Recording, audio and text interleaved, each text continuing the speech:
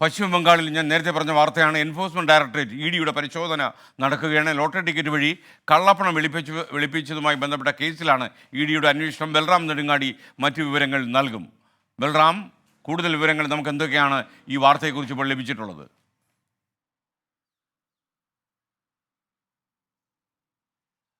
SKN ഇന്ന് പുലർച്ചെ മുതലാണ് എൻഫോഴ്സ്മെന്റ് ഡയറക്ടറേറ്റ് കൊൽക്കത്ത നഗരത്തിലെ വിവിധ കേന്ദ്രങ്ങളിൽ റെയ്ഡ് ആരംഭിച്ചത്. ലോട്ടറിയുമായി ബന്ധപ്പെട്ട് നടത്തിയ കള്ളപ്പണ ഇടപാടിലാണ് ഈ അന്വേഷണം നടക്കുന്നതെന്നാണ് ED വൃത്തങ്ങൾ അറിയിക്കുന്നത്.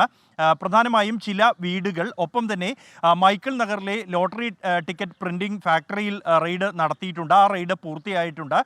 അനധികൃതമായി കണ്ടെത്തിയ ചില വസ്തുക്കൾ, രേഖകൾ ഉൾപ്പെടെ പിടിച്ചെടുത്തതായാണ് ED വൃത്തങ്ങളിൽ നിന്നും ലഭിക്കുന്ന വിവരം. ഒപ്പം തന്നെ കവി ഭാരതി സരണിയിലെ എലൈറ്റ് ഫ്ലാറ്റിലും റെയ്ഡ് നടത്തുന്നുണ്ട്.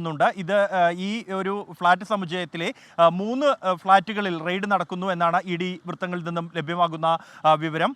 ഈ ഇടപാടിൽ, ഈ കള്ളപ്പണ ഇടപാടിൽ ഉന്നത രാഷ്ട്രീയ നേതാക്കൾക്കും ഒപ്പം തന്നെ ഉന്നത ഉദ്യോഗസ്ഥർക്കും പങ്കുണ്ട് എന്നാണ് ED നൽകുന്ന വിവരം. കൊൽക്കത്ത പോലീസ് രജിസ്റ്റർ ചെയ്ത കേസിലാണ് ED അന്വേഷണം ആരംഭിച്ചത്. പശ്ചിമ ബംഗാളിൽ ED അന്വേഷിക്കുന്ന 13ാമത്തെ കേസാണ് ഇത്. കൂടുതൽ രേഖകൾ ഈ കേസുമായി ബന്ധപ്പെട്ട് ലഭ്യമാകും എന്ന പ്രതീക്ഷയിലാണ് എന്നും ഇതുമായി ബന്ധപ്പെട്ടുള്ള പ്രാഥമിക വിവരങ്ങൾ ലഭിച്ചു എന്നുമാണ് ED വൃത്തങ്ങളിൽ നിന്നും ലഭിക്കുന്ന വിവരം. SKN. ബൽറാം നെടുങ്ങാടിയാണ് വിവരങ്ങൾ നൽകിയത്.